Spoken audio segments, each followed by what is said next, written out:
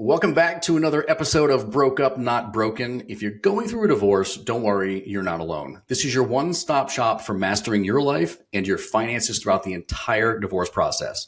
Today, we're thrilled to have Lara Buelow with us. As a certified coach and professional life designer, Lara is a catalyst for transformation. She specializes in guiding professional women through powerful career transitions, empowering them to become their most effective, fulfilled selves.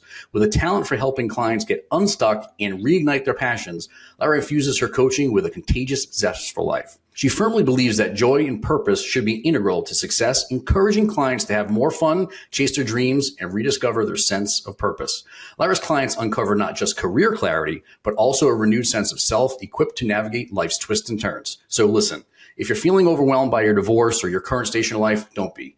Lara is here to help us break it down so you can feel confident and prepared by creating a clear picture of not only your financial situation, but how you can tackle some of the personal challenges you might be facing.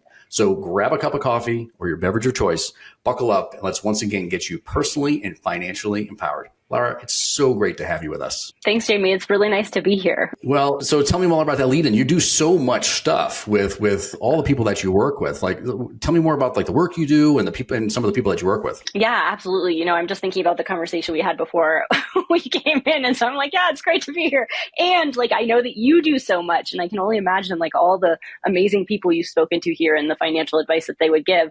You know, full disclosure, I'm not divorced and I'm not a financial coach, which I just want to make like super clear right off the bat. I like to be really transparent with folks, but I do a lot of like big picture career and life transition coaching.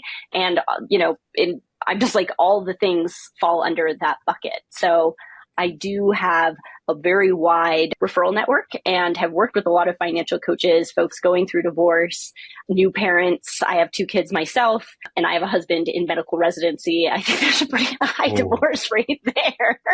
So, you know, another niche idea down the road. But I'm also certified in the Designing Your Life content through Stanford University and the Sparketype content through Jonathan Fields of the Good Life Project. So for anybody looking to design a good life, like that's what I'm all about. And I'm about doing it in a fun, accessible way that fits your current lifestyle. I'm amazed by this work that you do, because there's a lot of divorce coaches out there. There are a lot of self-help people and a lot of people that, licensed marriage family therapists. And we talk to all of them, right? We talk to so many people in this space, but you're one of the few that we've met so far that really just like dive, like what is this life that you want to live? What does that look like?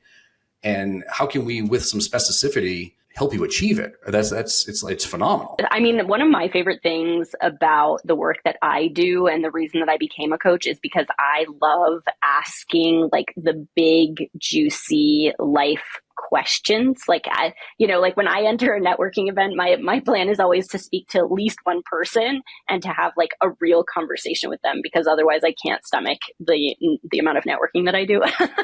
So yeah, I mean, and like I told you too, I just wrote a book mostly on answerable questions. It's coming out in mid-August of 2024. And so that is all about like asking life's big questions and figuring out the steps to like find your own authentic answers, which I imagine can be particularly difficult in divorce. My brother is divorced, and it was a bad divorce that continues to be difficult for our family. So I know that like the questions and the issues that arise in those situations, you don't necessarily have like a really clear answer. And you often like, there's this struggle to be like, how do I bring my best self to this scenario and continue to like be my best self in the life that I actually want to live? I'm sorry to hear that about your brother. You know, I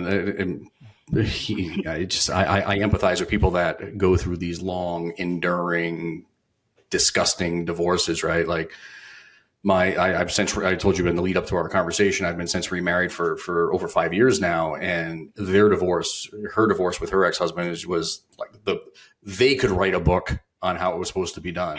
Right? Yeah, whereas on mine, it would be like 10 pages long and very, very simple, because that's exactly what it was. It was just like, that's just exactly how it was. Whereas I was going through my drawer of divorce documents today, and it was, it's like a full file cabinet full of documents and everything else. So mine would be War and Peace, and theirs would be, the Cliff Notes version of how to do it the right way. But thinking about I'll share with you my situation. I have a question on this. In my own divorce, this was 2017, and I was going through, not only was I going through the change of the divorce and all the stuff that brings about, at the same time, I stupidly decided I was going to take a new role on at my former employer. So I wouldn't advise anybody to do that because it was a very, very difficult and stressful time. And I probably wasn't the best performer because of the divorce. So what financial advice do you give to clients who are considering these like major career shifts, especially in the context of an event like a divorce? Like what are some of the things that you would say? What would you have said to me if I was your client at that point? Yeah. Oh my gosh. Great question. Because I think so many people do not consider like the pros and cons and like their financial risk, their own like financial risk levels in those moments, especially when you're really like seeking out like additional stimulation and like something to preoccupy your mind. The work that I often do with clients is around figuring out like what that financial risk tolerance and safety net is. So really like leaning into like, are you familiar with your own finances? What is it that you currently need, right? Like really, I always say that like my ideal client too is someone who's like, they're not gonna just like jump off the cliff, because like if you need a job tomorrow, or if you need like money tomorrow, I would be like, wait, don't do it. And really, and like one of the things that I am like currently living by is like, you need to slow down to speed up. So if I had have been addressing you in that situation, I would have shared that with you and talked about like, what are the pros and cons of accepting this current situation? And is it going to serve you in what you want to step into over the next 2 to 5 years? And then also being like, who are your financial advisors? Like, let's crunch some numbers and really talk about like how that shifts your mindset around the whole situation. Yeah. Well, that was the challenge that I ran into because I was my own financial advisor at the time and still are, but because that's effectively the line of work that I'm in, right? But my mistake was I was chasing the money. I knew at that point there were a couple things that were happening. I was in a position where I was traveling a lot and I was on an airplane like once or twice a month, and I was in different offices, floating around, training other financial advisors, and it was a weird time, right? And I didn't want to be away from the family too much because I wanted to make sure I was there for the kids. And there was some level of safety and stability and structure there for them. So I figured, okay, well, this other job, not only is it going to pay more, the opportunity, the upside on it is much higher.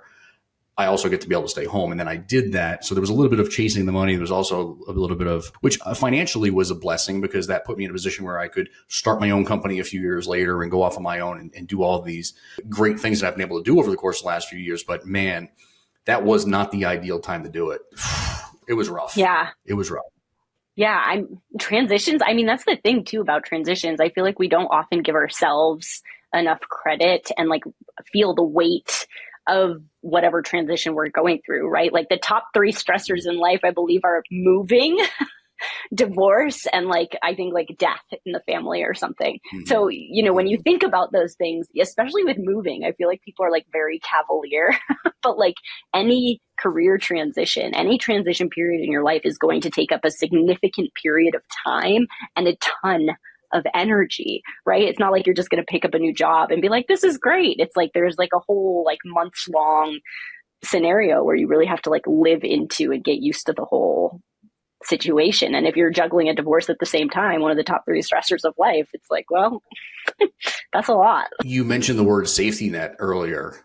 And in the context of financial planning, we always talk about things like having an emergency reserve and things like estate planning and insurance and all the practical things that we think about.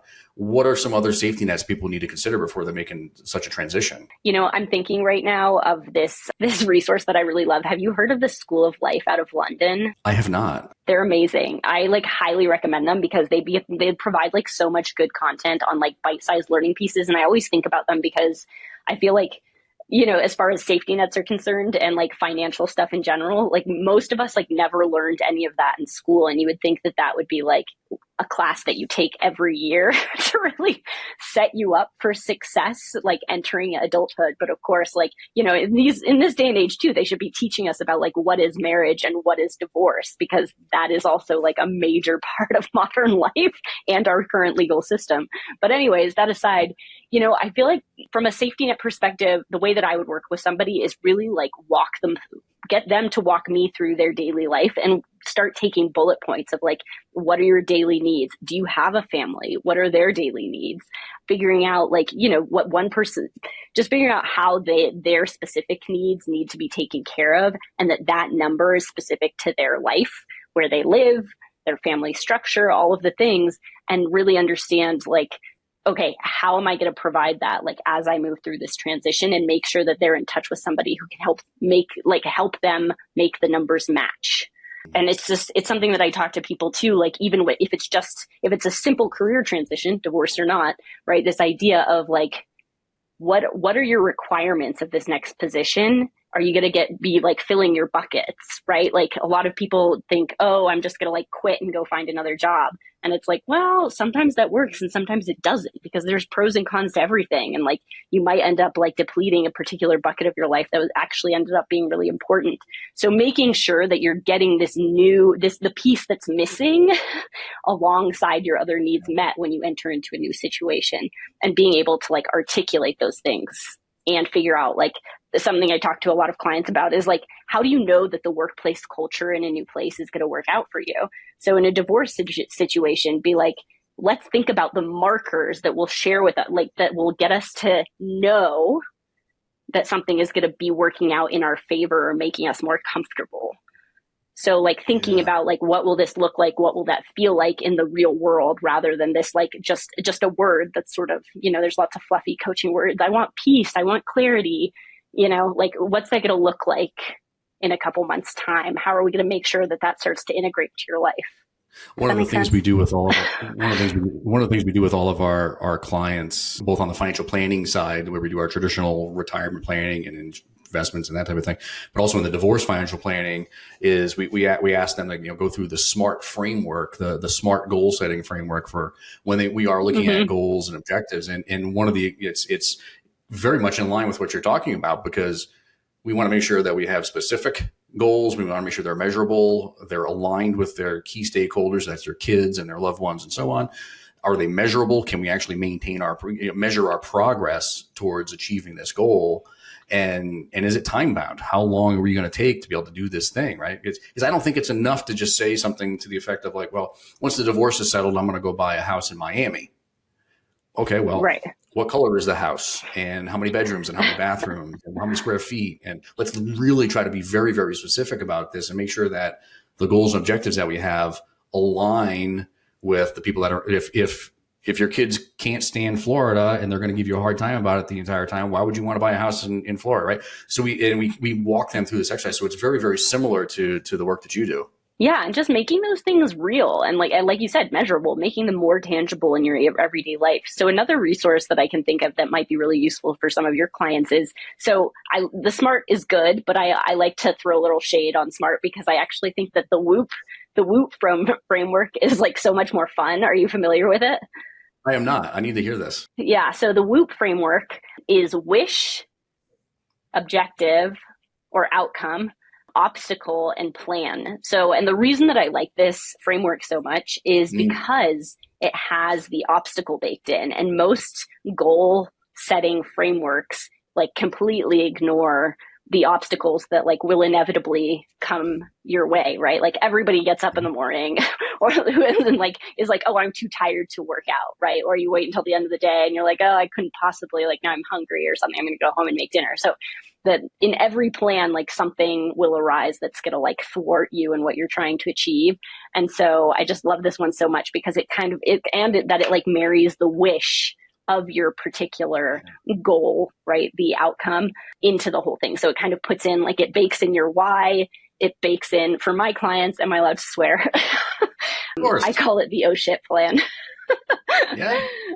It's the contingency planning. That's we have to plan for contingencies, right? I mean, you have to plan for the best, but plan for the worst, but hope for the best, right? And that's it's amazing how like similar, like even when we are very two different lines of work here, but the work that we do as we're walking people through these exercises is focused on similar things, right? You got to be able to make sure that the oh shit plan is in place. And I've seen the situations, and this just happened even last week. I had a client that called that talk about career transition. They've done a gigantic home remodel. They bought a business franchise, and they're stressed out about all the money that's going out and all this other stuff. And we have a plan in place, and we have backstops in place. We've stress tested their situation to the nth degree. And I gave them the permission to do all the things they're doing. And sometimes they just need to be reminded, like, hey, we have a plan. We're in a good spot. There's no reason to email me at 3:00 in the morning because we're good. And some people just need that. Some people just need that assurance, right? Yeah, I mean, they're lucky to have you. I'm like, those are the benefits of hiring like a coach or whatever. Like, because then you have those people where you're like, I'm freaking out, and it's like, wait, but we made the plan. Yeah. But a lot of the people that we work with, especially on the divorce side, we do work with a lot of women. The good majority of our clients are women. That doesn't mean that men are not welcome here. They're just, I say this in jest, dudes, but sometimes women are smarter when it comes to some of the stuff. And in this case, that tends to be the case. So if you're out there, gentlemen, and you need help in this, don't be afraid to reach out for the help, because it's okay not to be John Wayne every day of your life. And it's okay to ask for help. But the problem that we run into a lot is just the cost, right? Divorces are expensive, and life after divorce is never going to be the same as it was while there was a dual income family, or you were a stay-at-home mom and your husband was supporting for the family and so on. Just like things change, right? So I guess I have a two-part question. One being, what you already named a couple of them as far as resources go, but what are some resources that are available to people where they can get the help that they need for life transitions, career transitions, and so on, without breaking the bank? And then let's just start there. You answer that question, then I'll follow up with the second question. Yeah. Okay, great. So I'll mention 3 to start. I have so many that I'm just in love with, but Ride Free Fearless Money is this woman, Hadassah, here in Denver, Colorado. And she has just so many amazing resources, specifically financial resources on her website, including she released a podcast that is also a ebook that you can buy and then fill out and listen to the podcast at the same time. So very interactive, but her whole thing is let's talk about your financials and come up with a smart plan to really get in control and really be knowledgeable about what your situation is right now and where you want to go, right? And how you're going to get there in between. So Ride Free, Fearless Money, Hadassah, love her, amazing. So the other ones would be the ones that I'm certified in. So Designing Your Life content, and they've got multiple books out now. The latest one being Designing Your New Work Life Post-COVID. And that's one of those, you can buy the book. They have so many exercises in there to help you ask some of these big questions. And their whole philosophy is don't resign, redesign, right? So we don't need to throw the baby out with the bathwater. We don't need to throw away everything we've done, burn the whole house down and rebuild. We need to consider about let's look at what's working and what's not working, and then try and amplify what's working and reduce what's not working. So especially in those moments where we want something to change really fast, and really what we need to do is slow down so that whatever we start changing moving forward works. And then my final one would be the Sparketype assessment online, which is a free assessment.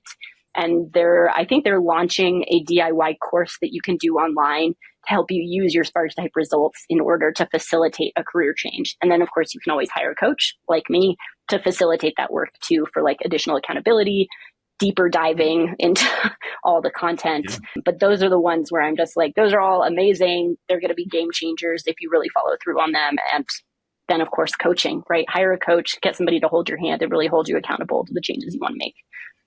Accountability is the biggest thing, right? I mean, being able to just, set some goals and stick with them. And that's why, personal trainers have the jobs that they do, right? Is their job is hold people accountable. That's kind of the same thing that we do, right? Yeah, absolutely. The only way I'm getting anything done, the only way I wrote a book over the last 2 years is because I had a coach holding my hand to do it. I almost quit a bajillion times. My 3 and my 5-year-old are sick constantly. My husband is never home. He's always at the hospital. There's just I could never get anywhere if I didn't have a coach and a million people online to do accountability Zooms with. Yeah. One of the things that this is kind of in the similar vein to my earlier question here, again, a lot of the women that we work with, they've never worked outside the home. They've been homemakers all these years. They've taken care of the kids, and they've done exactly what you're doing, right? Taking care of the 3 and 5-year-old while dad's working, and making sure everybody's getting on the bus on time and getting off the bus, and so on and so forth. And they've never really spent a lot of time focusing on their career and developing skills and so on. And now they're on this cusp of this newfound life where they have to figure out, like, okay, what am I going to do here? I have so many questions around this, but how does someone balance the demands of the new career and starting over after divorce, and then handling things like negotiating a salary and the workplace benefits? And I mean, there's just so much stuff and I can understand why so many women that we work with it's almost like paralysis by analysis, right? Because they just don't know where to go and they don't know what to do, and it freaks them out. So I guess, kind of put yourself in their shoes. What would you say to the people that are listening if they're kind of in that mode right now? Yeah. I mean, I'll hammer it home with the coaching. I'm just like, oh my God, a coach can help you so much. Again, like, even if it's like, I'm so overwhelmed and just like, crying it out, because it's like, let's just find the bare minimum viable action, right? Like, what's the tiniest next step you can take? And like, somebody's going to be there with you. And then I'm also thinking about, as you mentioned all of that, a couple of additional resources. So for the women out there, the Mom Project, right? That's a online resource for moms specifically who are like looking to re-enter the workforce in a family-friendly way. Glassdoor as well. Like, do your homework. Talk to other employees. Don't believe what the company tells you, right? Interview their employees and see, like, what are people's actual day-to-day lives? Do they actually get like, a flexible schedule, parenting support, like whatever kind of benefits that they might offer? Because America is like really, really bad about that. And that's a whole tangent I will try to avoid going down. And then the last one that I'm thinking about as well is this idea to read Never Split the Difference. I don't know if you've read it, but it's like such an awesome negotiations book. And like, if think you might get divorced, if you are getting divorced, read this book and then use it for your next job too, because it's just like, so useful in every sense of the word. I feel like I've read that book, but it's been a long time. So I think that's one I need to dust off and get back at, because I've heard more than one person mention that in the last few weeks. So I think that's Chris Voss, the vacation reading list. former FBI negotiator, like great stories, things you can start exactly using on your husband, your kids right away. I have read it. Yeah. Yeah. I mean, like, that sort of reinvention where it's like, oh my gosh, you have to do a complete pivot it's just going to be hard, right? And like, sometimes it'll be hard in a really great, invigorating way. And sometimes it's going to be really hard in a very overwhelming, potentially emotional way. Just, try and hold space for all of it and like, get people who are going to support you through that transition, right? Support. Get as much of it as you can. That was literally going to be my next question. Talk to me about the support system that you need to have. One of the things that I found going through my own divorce, actually, I take that back.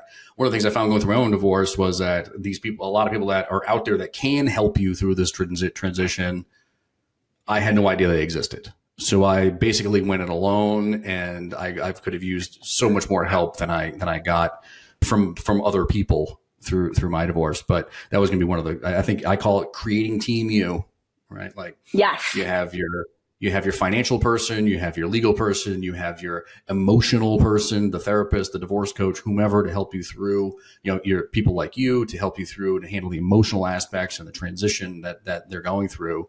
And I feel it sounds counterintuitive to hire multiple people to help you navigate this particular situation, but man, I've seen it firsthand when the difference between people that go it alone and try to figure it all on their own, and the people versus the people that have invested the money to get that support, and even support from their loved ones on top of it. It makes the world of difference. It does. I love this question. Yeah. Like, build your like board of advisors, right? That can like really support you moving forward. It's just going to pay off in dividends. And I have a couple things coming to mind. Like, in my brother's divorce, right? Like, it actually, I mean, I don't know how else to say it. Like, there are good things that come out of tragedy. And I'm sure you have a lot on like to share with me based on this, right? Like, bad things happen. It often brings us together. And it's such a shame that tragedy striking, COVID, for example, amongst others, like often brings people closer together, because that's when we need each other so much. So I think the biggest lesson to take away from that is like, always be grooming your network, be paying attention to your friends. So really paying attention to like, who are the people in my life who accept me with unconditional positive regard, right? And who's going to be my crying shoulder? Who can I call at 3 a.m. if I'm not going to be emailing my coach or my financial advisor? And like, so, and that's reminding me of a book I listened to. I actually like am obsessed with relationship advice books along with business books. But so one of them that I listened to at the end of last year was Man's Guide to Women by the Gottmans as well. They did it in tandem with another psychology couple. But like something that I found absolutely amazing was that if a man is married, whether he's in a good relationship or a bad relationship, whatever those things mean, a woman and being married these are in heterosexual relationships, will add up to like 8 years to a man's life. And if a woman, her longevity and her well-being are actually determined by her social network. Being married in a bad relationship can take years off of her life. So to all the ladies out there, your social network it determines the quality of your life. So do not neglect it. Your friends, your family, those will be the ones who will help you live a long and fulfilling life most of all. So that was an interesting one. Do you know the Gottmans, like Absolutely. the Love Lab in Seattle? Yeah. Huge fan. I'm learning so much. Don't worry, listeners. I'm going to make sure that Lara sends us all these links to all these great resources after we part ways here today. So they'll be in the show notes for you. Don't worry about it. We're going to have a link to her book. We're going to have it all. There's so much good information here. I'm super appreciative of this. And just to piggyback on what you just said there a second ago, and listeners have heard me say this before, the biggest mistake I made in my life was trying to keep family at arm's length during this process. I felt like once I decided I wanted a divorce, first call I made was to multiple divorce attorneys to interview them and find one that I had settled on. And I leaned into him and his support because I didn't understand the legal aspect of things. I figured at that point I was 13 to 14 years into the financial services world work that I do. And I figured, hey, I've kind of got this, right? Like I can't be that complicated. And boy, was I wrong. But number one mistake I made was pushing my family away. And why I did that in a way to protect them. Because I know, I'm here on the West Coast. My entire family's on the East Coast. That's where I was born and raised. I'm out here kind of on an island. And I figured if I could just keep it to myself, if I could just get through it and not involve them in it, we're just going to get beyond this and we're all going to move on. It's going to be kumbaya. Well, that didn't happen at all. I lost some really close family and friends because, my ex-wife was able to dig into them and maintain communications with them and share things with them that were frankly untrue. That because they weren't hearing from me, I didn't get a chance to rebuttal it. So they figured they took it for what it was worth, which was not much, but they tended to believe her versus knowing me as a person all those years. And they sided with her, and I've lost those relationships, which is tragic, but it can happen.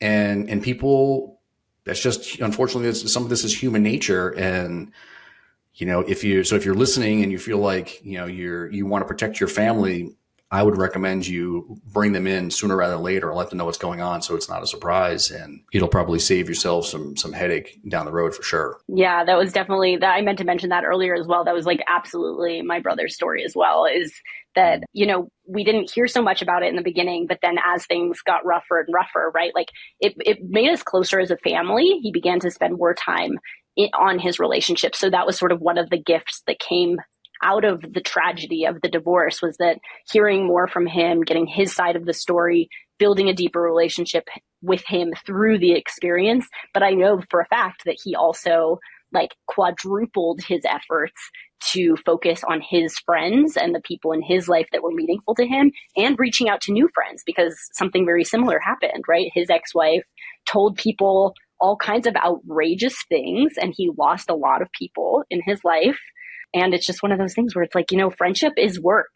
Relationships are work, and you need to put the time and the energy in, and it will come back 100-fold. It is never a waste of your time to invest in the people who are important to you.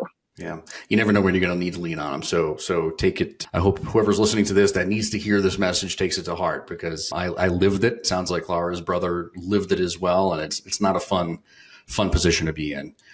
Lara, thank you so much for our talk today and all the great information. And again, I'm going to share all of your links and all the information you gave to us today. So we'll make sure we get the word out on here to all of our listeners. Is there anything I didn't ask that I should have asked, or any parting thoughts you want to leave us with? I'm really grateful to be here. I think it's so amazing that you're sharing so much of your story with people and helping them find their way through like such a difficult time in anyone's life. And I really appreciate you, giving me an opportunity to plug my book a little bit. Of course. So there's a lot of stuff with family and relationships and transitions in there. So yeah, it's great to be here, and I just really appreciate it. Thanks. All right. Thanks so much. Listeners, thanks so much for tuning in to another episode of Broke Up, Not Broken. I'm your host, Jamie Lima of Allegiant Divorce Solutions. Don't hesitate to reach out to us if you have questions, or if you're in the throes of a divorce, or you're preparing for it and you're just trying to navigate your way through it so you can get it behind you. We provide complimentary conversations every week with people just to help them get a better sense of their case and some of the things that we would want to strategize about and some of the areas we can help with. So don't hesitate to visit the website. All of our contact information is in the show notes. Again, it's allegiantds.com. You can book a call with us there anytime you like. So thanks again for tuning in. Lara, thanks again for being here with us, and we'll chat again soon. Thanks.